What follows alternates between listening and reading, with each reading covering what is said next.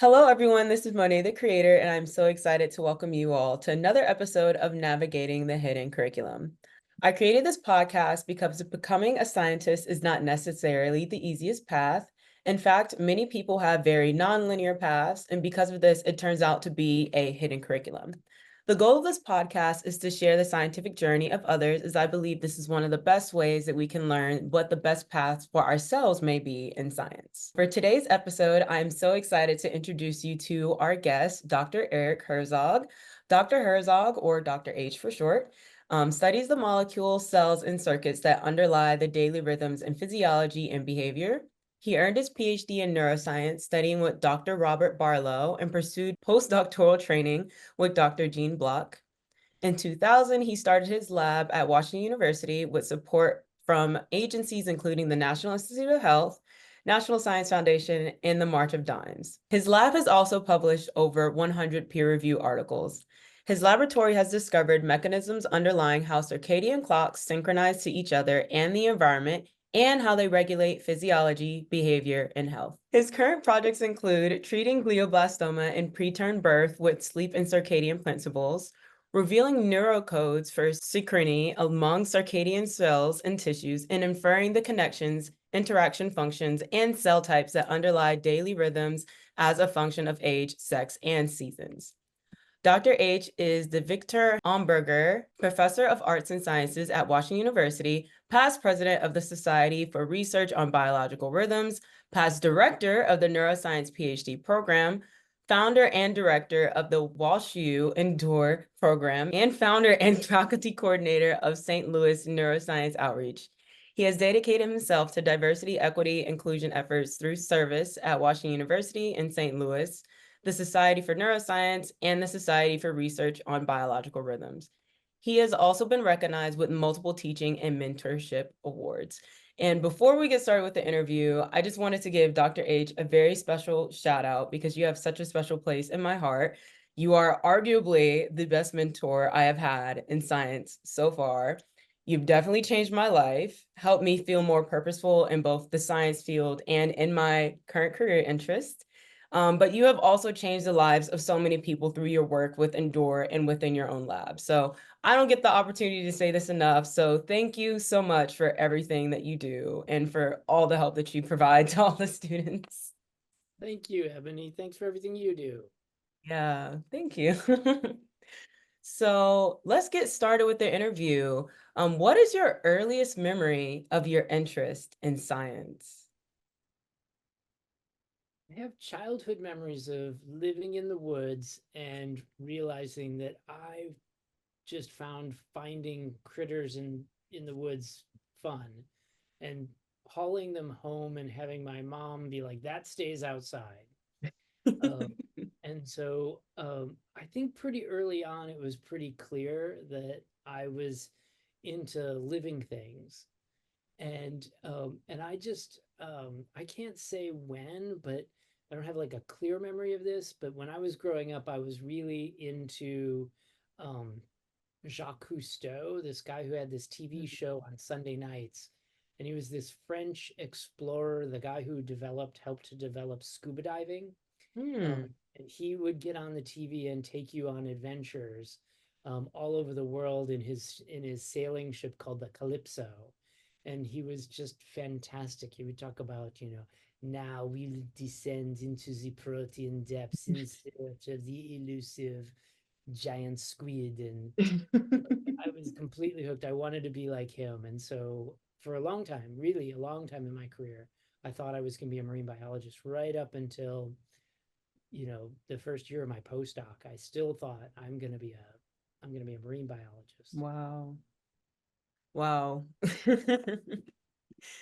And how did you know that science was the best career path from you? I think I didn't know it was the best path as much as I knew it was the only path. I I grew up with a family where my sisters had other talents, so I was told I don't have those talents. I shouldn't go into those things. So stay Hmm. away from music, Eric. You suck at singing. And I just really enjoyed especially the biological sciences. I was never particularly impressed with my abilities as a mathematician or a physicist, but I recognized that those were to be important to being a scientist. So I just, I love observing the natural world.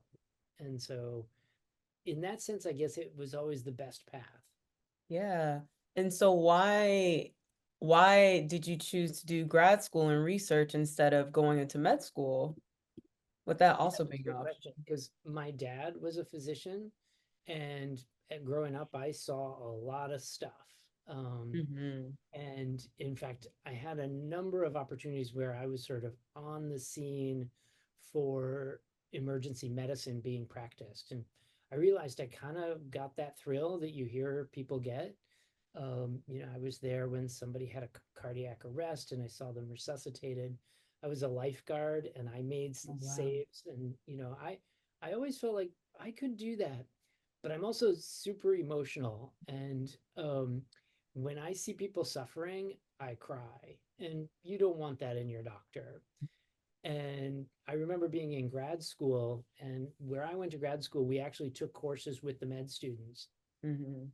and we're in a lecture about neurological disorders, and there's a patient with Parkinson's disease, and I'm crying while watching this video, snippet that's supposed to be educating us on the disease.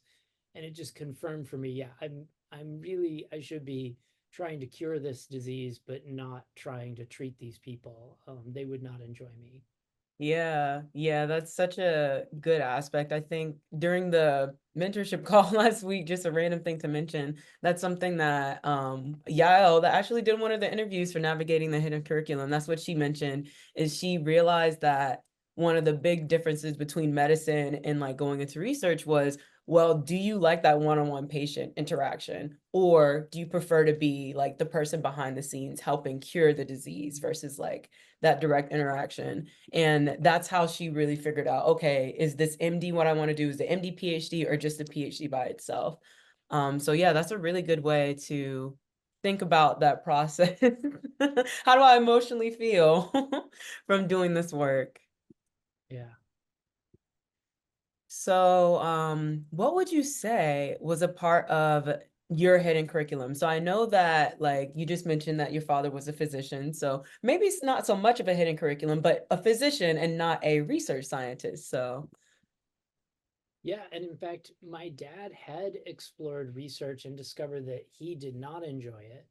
My hmm, mom did go to college and studied English, and I think from both of them there was a lot that I gained. They were really constructive and helpful in sort of helping me appreciate what was cool about living cells.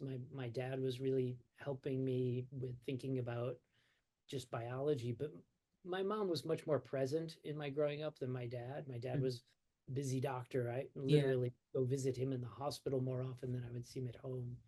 Uh, hmm, my mom was much more present, and she stressed the importance of communication, being able to write a good sentence, make a paragraph with a topic sentence and a concluding sentence.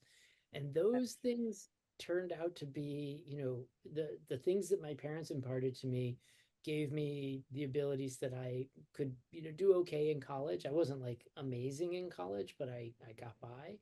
And when it came to being a scientist and having to articulate what it was I was doing, why I was doing it, what I found, and what I thought I had discovered, hmm.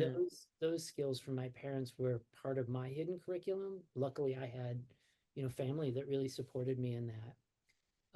Does that answer your question? Yeah, yeah, that's very that's so interesting, like just to see how the even the educational backgrounds of someone that you would see is possibly unrelated to research science can really impact like what career path you decide to go down or what things you end up liking in the classroom more than others. Yeah, Uh if I could expand on what you just yeah. said then. So one of the things that we tell students as they're going through course selections and reflecting on what they enjoy, what was hard, what was easy. is we tell them, you should seek opportunities to write. You should write, write, write, write, write, write. Mhm. And growing up, I think my mom made that fun. I recently heard an interview with Eddie Murphy, um, Mm. this fantastic comedian, and he was talking about his heroes, and his heroes turned out to be two people that my mom told me to write an essay about. And they were Richard Pryor, another comedian, and now I'm going to space under pressure, um, a a black writer. Um, um, it'll come to me in a second. Um, but it was one of those things where growing up, I had this sort of appreciation of how people would communicate their Right. ideas, either through jokes or through their writing. And so I never ran away from writing. Hmm. Uh, and so, like, when it comes to being a scientist, so much of what you do is writing a grant proposal, writing a paper, writing a rebuttal to the reviewers, Yeah. writing a constructive critique. All of that, I think, came because my mom was so good about making writing fun. Yeah. Yeah, that's really important because James the Baldwin. oh, oh, you said It was Richard Pryor and James Baldwin were the two people. yes. I wrote an essay comparing their reflections on the Black experience as a kid. Where Mm. would it go? I recently called her about this. I was like, why did you choose that as a topic for me? And she said, I don't remember choosing it. I think you chose it. I was like, there is no way I chose that as a topic. But hey, look at how it like randomly applies. Yeah, yeah.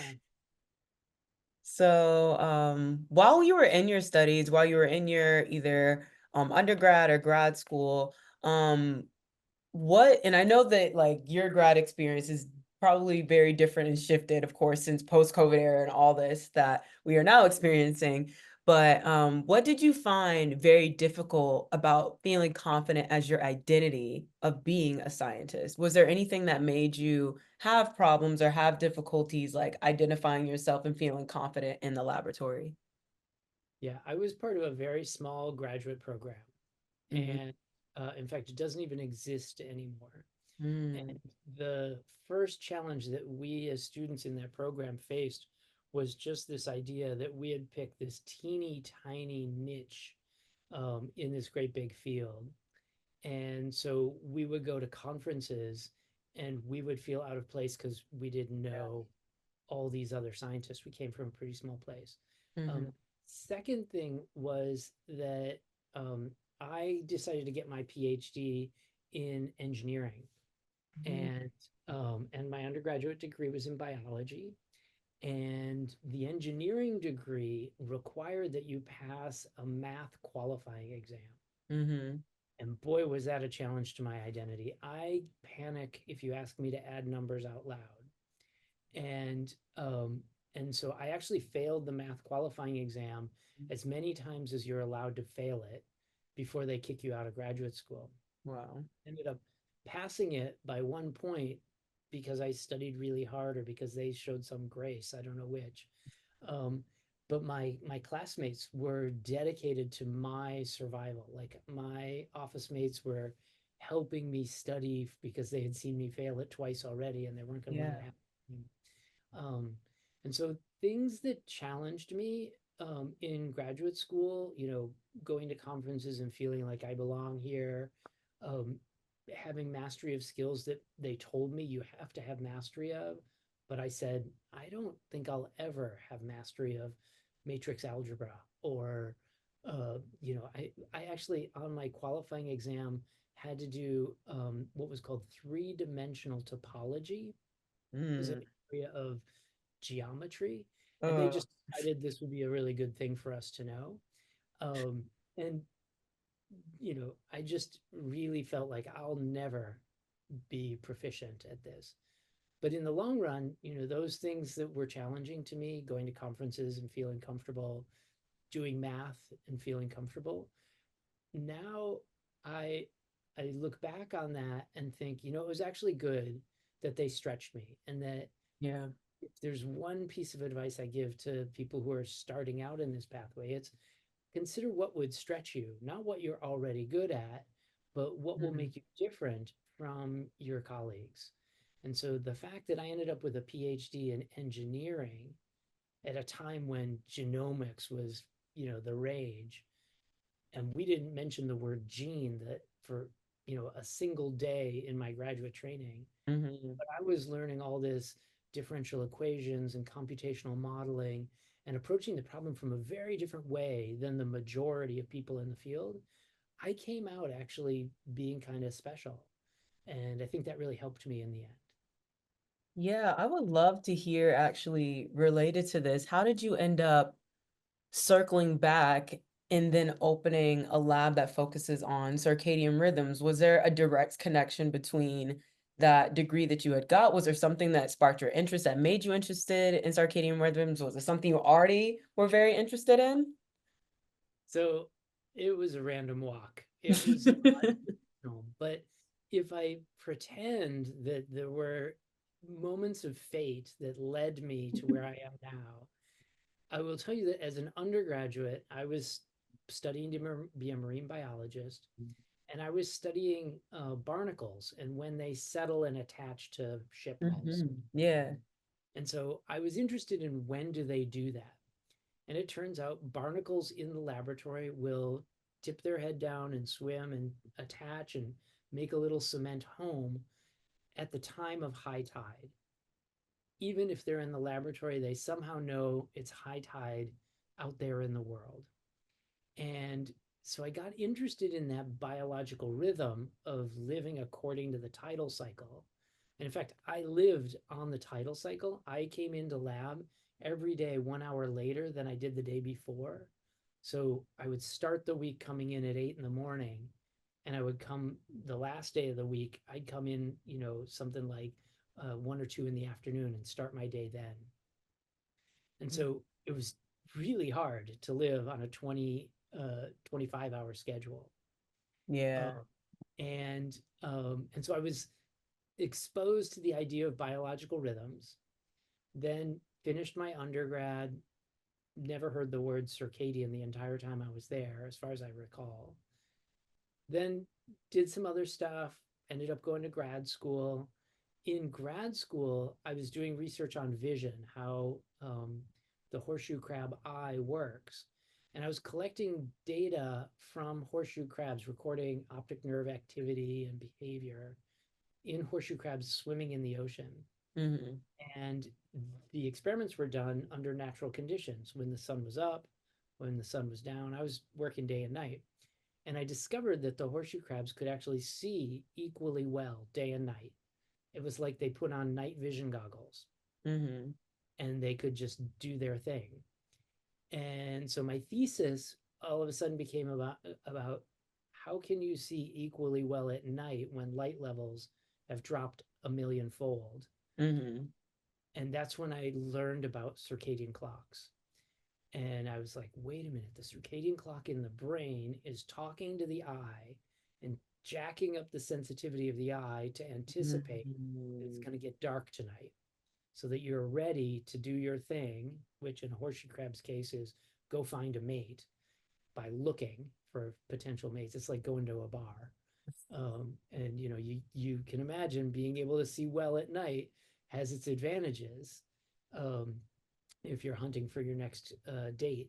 And so we got introduced to circadian rhythms as a result of that discovery. And I was like, okay, that's it. That's what I want to study. Those clocks that jack up sensitivity in the eye to anticipate the challenges of day and night. Yeah, that's so neat.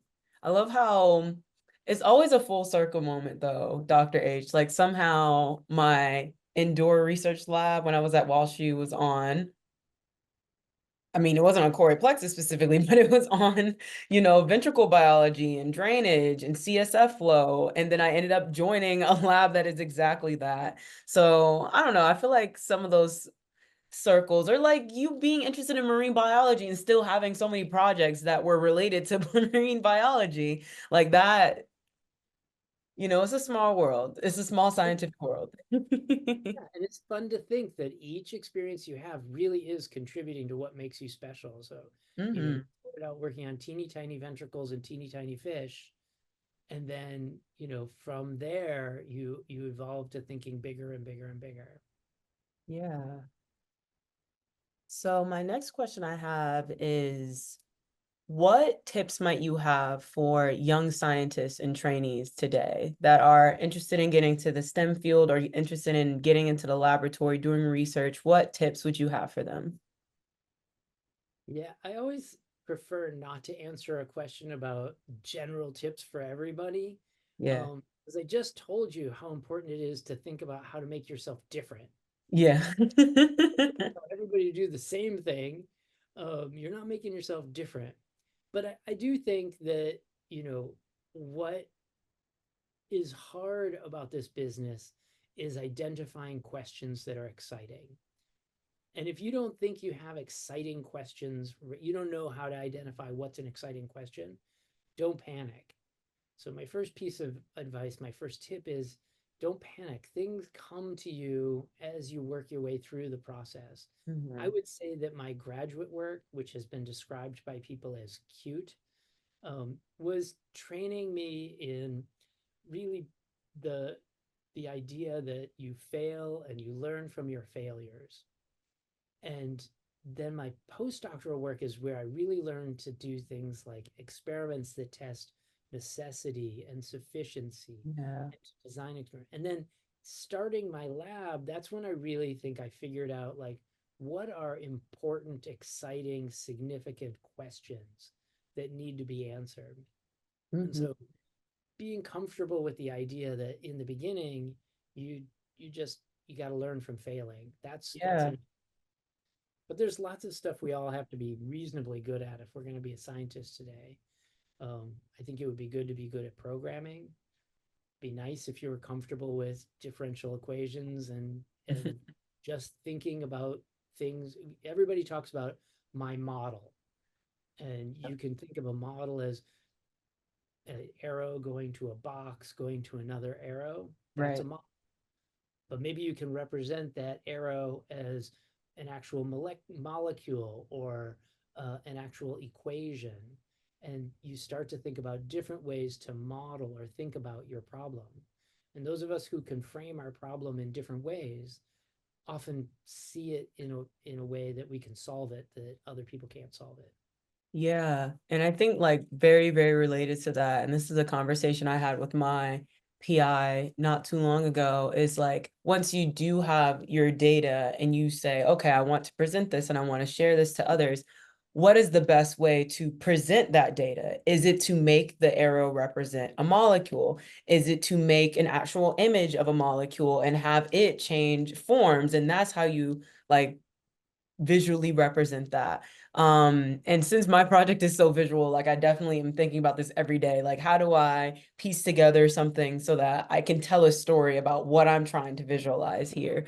But those are still amazing tips. The trial and error thing is also really big, or just like being accepting of failure. And it's like, failure is not any reflection of self. That's just the nature of science. I mean, that's how we learn, right? Yeah.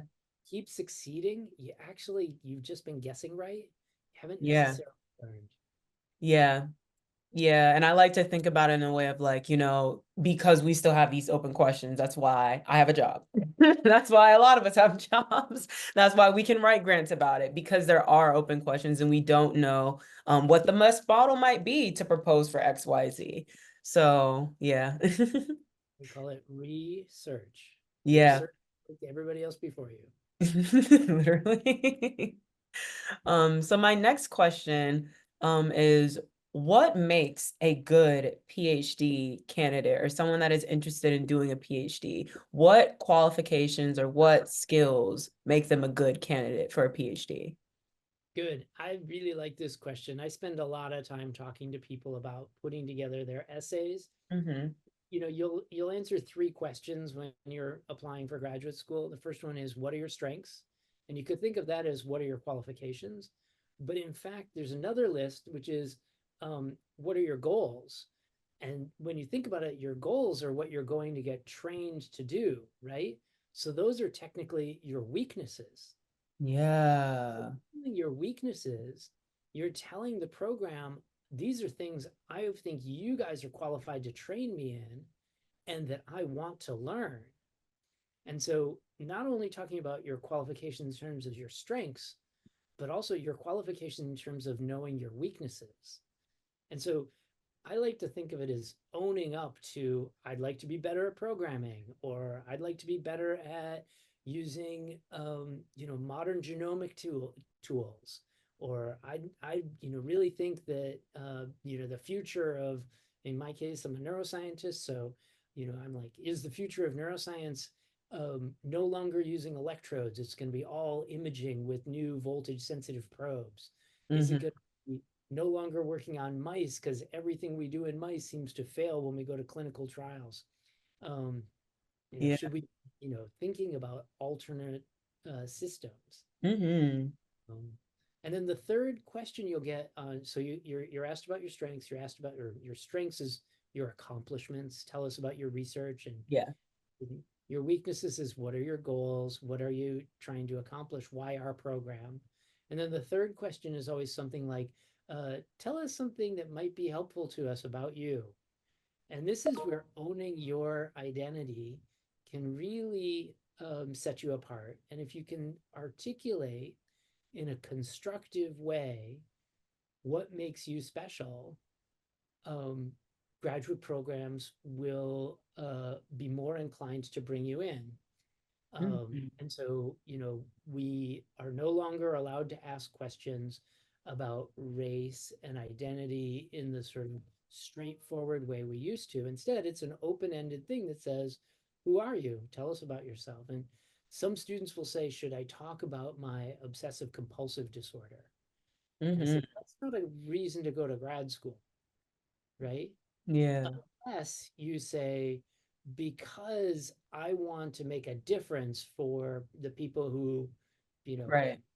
if that's what drives you, then I guess it's fair to share that. Um, but, I think in general, we're looking for people who are super motivated, super excited, people who are truly going to wake up every morning excited to go to lab. Yeah. And honestly, like branching off of your response to that, um, and being one of these reviewers for a lot of people's personal statements or different essays for graduate school, what is one big mistake or misconception that you commonly see in the written essays that you have to either correct a lot or that you just see a lot of students saying? Like, what is something that normally turns up these essays in that way? So many students apply to graduate school and forget to conclude. Wow, It's yeah. so important to not try and impress us with the list of techniques you know. We don't care. I don't know. Can we swear on your podcast? Uh, I mean, I can edit it out. But I mean, I had a student that I counseled last year who applied to graduate school who was writing all about all these techniques that he knew and how his grandfather died of Alzheimer's. And that's why he wanted to go to graduate school. I said, I've literally learned nothing interesting about you. mm, And I didn't mean to be rude to the memory of his grandfather. I didn't mean to dismiss all the techniques, but none of that sounded like, why would you want to go to grad school? Right? yeah, People can do scientific techniques and be technicians, right? yeah, And great jobs being a scientist. You don't need a PhD. So if you're curious and you want to answer questions, if you can conclude from the data you're given, that is, go from describing to interpreting, then you're a scientist. And so, so many student essays are like, I did this project in this lab, I did this project in that lab, and then I did this and this. And I'm like, yeah, but what was the question you were trying to answer? What was the conclusion from your results? yeah. And I think even related to that is like you can say that for the personal statement too, is like, what is the conclusion about yourself? Like, why is it that this PhD is the next is the next necessary step for you? Why is it that just going off into industry or doing whatever other thing you could do instead? Why is getting this PhD necessary for that? That's And a point, Ebony. I mean, yeah, it is totally valid to say from this experience, I don't have any data except that I really enjoy this. yeah, That conclusion. yeah, that Most can, people have only been in a lab for a month, and mm-hmm. that's Yeah, yeah. For sure. And this is just kind of a related question that like just popped into my head, but I was just wondering, whenever you're writing these personal statements and things of this nature, do you feel or do you think that the career outlook or what someone's end goal is has to really be known upon entry, upon them applying? Do they really have to know how to define what their end goal is from their graduate school experience? no. Hmm. I think it's better to know what you could do. Let's say we're Yeah. applying to grad school. So I'm applying to grad school because I know that a PhD can help me in the following ways. Yeah. So um, don't be naive, be informed about what you. Mhm. I'm interested in a PhD because it'll allow me to further explore opportunities in industry, academia, politics, scientific writing. Right. Yeah, Yeah. I love that answer as well.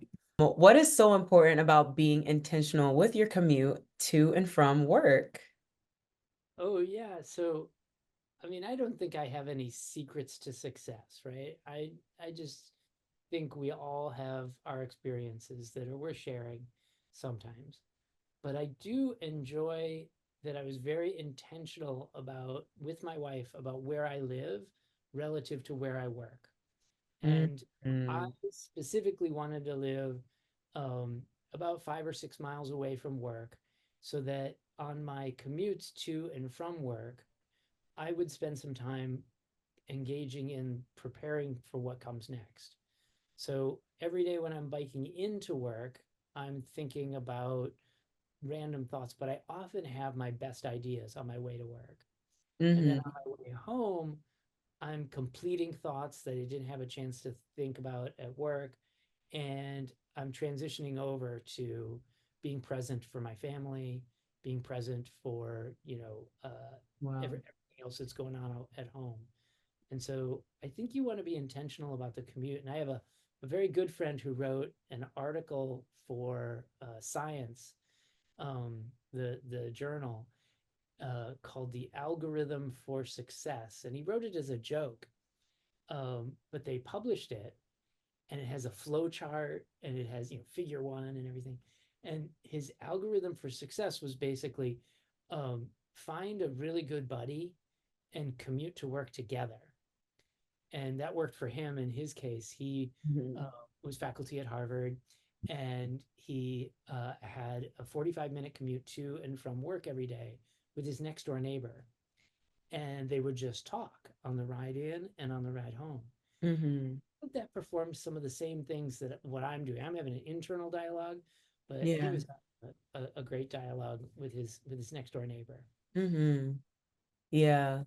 That also like just because you like mentioned it, but just touched on it just a bit, like that transitioning to the next part of the day on your way home and transitioning from, okay, thinking about work things, all right, I'm going to be home with my family and kids. Now my day is going into this part. I think that like that is so important because the work-life balance is a whole interesting situation. But whenever you have those opportunities to have that physical time that separates work from your personal life, I think that's really good. And it just helps you remember, like, okay, I'm at home now. I don't have to think about my experiments or what my mentees or mentors might be doing at this moment.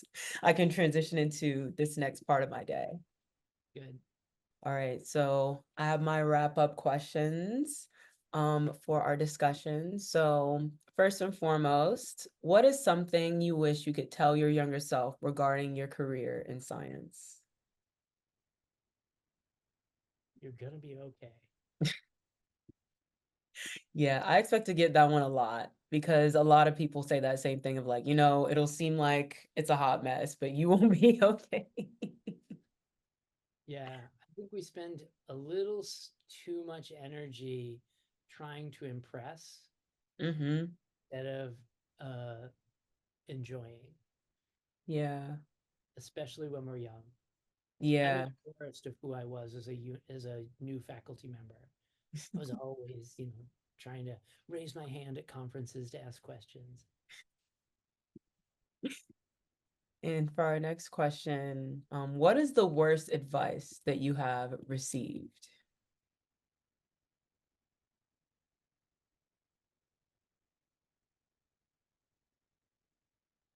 It was the worst advice I received, and it turned into a motivator. Mm-hmm. Um, I was a graduate student in a lab where my PhD mentor was very hands off. And another um, faculty member in the department came to me and said, I see you work hard.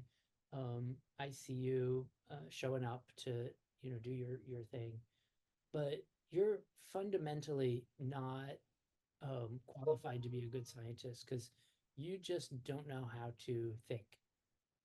And Mm, I think he was trying to be constructive, but it was pretty devastating. yeah. Like, you just don't know how to think. And so I spent the rest of my time in graduate school with this guy in the lab next door, thinking, yeah, I don't know if I really have what it takes, but I'm gonna try to think. Mm-hmm. Um, and so it was bad advice. Like, oh my God, I would never give that advice to somebody.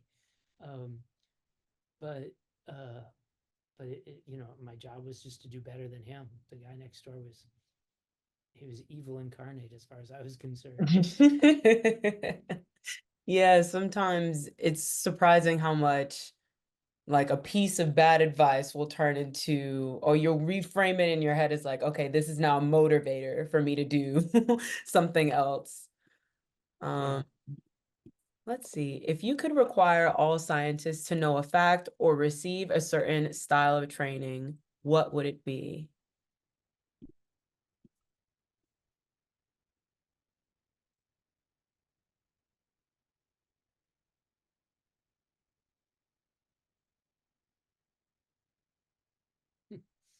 So in we've spent a lot of time today talking about how I think we should all be trained differently and that Mhm. we should really seek to all be the same.